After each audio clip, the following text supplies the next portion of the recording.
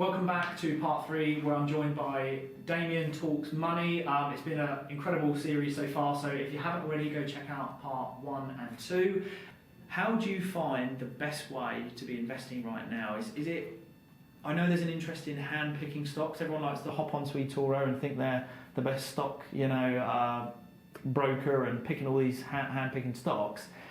But what is the best way? Like, what's the easiest way now to get involved using these platforms? Obviously, I can't give financial advice, but if I was starting again, I would just be investing in index funds for at least 12 months. Yeah. The data's there. People are bad at picking stocks. Even the guys who get paid a lot of money to do it, and it's their jobs. I think we can all think, especially within a bull market, that we pick a few things and then we're like, oh, I know what I'm doing here, but you'll just get wiped out at some point. One criticism I have of modern investing apps is they gamify the whole process quite a lot. It almost feels like gambling more than it does investing. I think from a newbie perspective, everyone should almost start with the index funds and just get used to the emotional roller coaster that is investing. Yeah. Personally. Do you think with the hand picking, like platforms such as eToro, I'm not a huge fan of eToro because I think it's got this like huge Twitter feed, or the huge feed. It's quite interactive in the sense that it exposes you to a lot of what other people are doing, which I think straight on an investment platform, someone could read 2 news articles and 3 posts about a meme stock, and then they're on the platform and then they go and buy it. So I think that's a little bit counterproductive. I think if you're exposed to too much and you're inexperienced, you'll end up buying what someone else is doing. So if it was hand picking, what kind of platforms are good to do that? What sticks out to you for hand picking? I mean, I like anything that reduces fees from that sense. The dealing, for me, like the reason I stuck with index funds early on was because dealing fees are a massive barrier, and you probably know this with people like HL and stuff. The dealing fees are there. You need to be investing at least £1,000 really to water down that fee. Trading 212 and FREETRADE, I would say, stand out as initial ones for the individual offering. They both have the ISA as well. 212 is cheaper, you just can't sign up for it at the minute. FREETRADE have the foreign exchange fee, which I think is 0.45% versus 0.15 on 212. So if you want the cheapest option, 212, obviously they've taken a dent reputationally, I would say, in the last few months from closing and a few issues around their terms. And do you think when it comes to, and for anyone perhaps looking at all these investment apps, when it comes to the fees, I don't think maybe enough people really calculate what the fees are against actually what the return of their stock that they're buying. When they're hand picking, they're not really truly calculating. They're just looking at what that stock has earned over the last 12, 18 months, but they're not tying that in with the fees of the platform. Do you think that's something that a lot of people are doing and missing out on? Fees are massive, aren't they?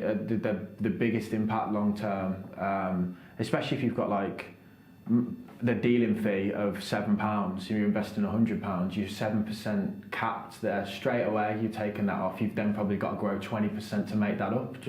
So I see people all the time that just rush in and are overspending on fees. I would say fee consideration is the main thing from when picking a platform, because let's be real, they're all FCA to a point, so they're all much of a muchness in that sense. They've jumped through those hoops. I know a lot of people are like, oh, this one's evil or that one's evil, but from my perspective, if they've got that stamp, they're of a level where they're okay with the regulator. So for me, it's just about fees then. Yeah, and if it comes to actually investing on the platforms, I know people want to get involved right now. Like, they're so instant, these platforms. Open them up, start investing from £1, a lot of them.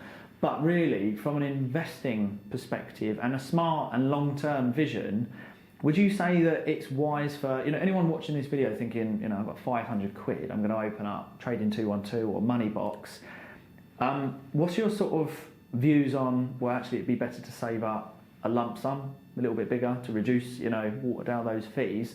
Or do they, do you think it's counterproductive to go, well, I've got a tenner, I can invest £1 into 10 stocks? What's your kind of view on that? Because that's another thing that people you could do that if you want. I think one thing is like, so trading and investing, investing is putting money into something and riding trends long term. Trading is actively coming in and out of the market.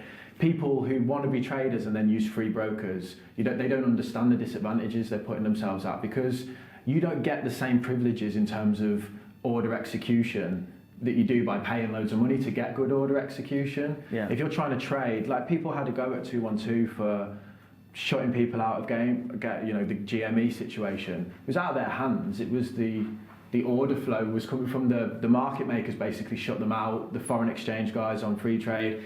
If you want to be a trader, you need to understand that traders spend a lot of money to ensure that they have accurate information quickly and that they can execute really quick. Yeah. You can't sit there and trade for free and then be like, oh, I don't have the same advantages as those guys. £1 into 10, great. Get in the market, I say. Like, you learn from doing if that's what you want to do, but I think people need to invest, not trade, when they've got £10. Well, it's like Warren Buffett, he says, if you're not going to hold a stock, well, if you buy a stock with the vision that you need to hold for 10 years, if you can't hold it for that vision, don't hold it for 10 minutes. Yeah, exactly. Go in it for the long term. And I think the negative in the world that we're in is that everyone is starting to believe, because of the huge marketing techniques that are used, is that everything's done overnight. Yeah, especially when you've got crypto, GME and AMC, and like that's brought more investors to the scene than ever before. I get people in my comments say 9% a year, that's nothing. And it's like, have you ever actually done the calculation of what you can do on that in 20 years? Like, I can make that in a day. Yeah. Well, good luck with that long term. Do you know what I mean? It's just you can get the rug pulled from under you basically at some point. Yeah, it's the lottery, isn't it? Yeah. Because I know many business owners that would invest happily, safely and calculated risk, but they would only want 6% return, but they would invest, I'm talking millions. Like, I know people that would invest millions for 6% because it's calculated and it's long term, whereas they wouldn't touch anything that they said, oh, I'll get 19% on that. My mate's mate's dad's like a billionaire, all he wants to do is beat inflation. That is it. He doesn't care. I know obviously he's at that level, but like if that guy's sitting there going, as long as I can get 2% on my money, I'm fine. Yeah. But people are saying I need a 10% return a day. It's just, there is no quick route to success. Yeah. And I think trading on free platforms with not very little money, you just really need to manage your expectations about where you're going to go with that. Yeah. And that just ties into the point of there's no point investing across 5 different asset classes on £1. No. Because what is 5-6% on £1? Yeah. You may as well save up $5,000 and then invest that on the 5-6% as a whole. Yeah. That's the way that I look at it. Stock market millionaires. There is obviously, if you stick around till part 4, we're going to talk about meme stocks. But the stock market, I think, has been hyped up so much that it's like quick and easy money. And obviously, I agree with you. Go into an index ETF, investment trust, something long term. But I think people are under the assumption that you become a millionaire in the stock market, and they have the Wolf of Wall Street kind of image in their head. Yeah. So anyone looking who's thinking, well, I can become a millionaire, what would you kind of say just to slow down and go in it sensibly? You need to understand that there's something called survivorship bias, and that as people, we tend to put people on a platform that make loads of money and be like, look at them, they're the example, they're the exception, they're not the rule. That guy, the Dogecoin millionaire who made 2 million quid, he's one guy. There's a million people under him that lost money. It was the lottery. Yeah, exactly. It was the lottery. Exactly. So understand that, people like reading about people that make lots of money quickly, so the media puts those people in front of you. That doesn't mean there's lots of them. You're not going to read about the guy who took a 10 grand loan out, put it down and lost it instantly, but there's loads more of them, especially within the trading world. There's another guy on the other side of that screen playing against you. Yeah. And it's like they're probably better at that game than you are if you're just coming into it with no experience or anything like that.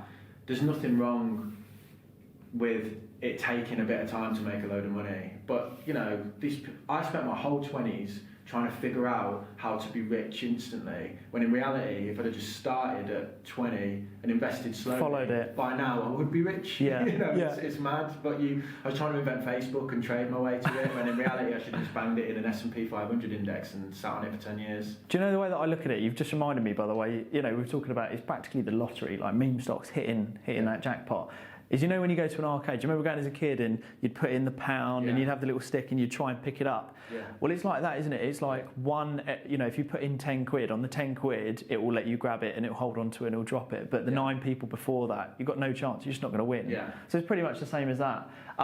Just to finish off and wrap up part 3, in regards to the investment apps, I've got some of my favourites. I do like Vanguard, but also really like MONEYBOX because of the user platform and some of their new funds that they've brought out. But have you got 1 or 2 platforms that really stick out and you like using? Yeah, I mean, obviously I like Vanguard from a simplicity perspective, and in index funds, I do think they need to maybe look at their fees now and get a bit more competitive.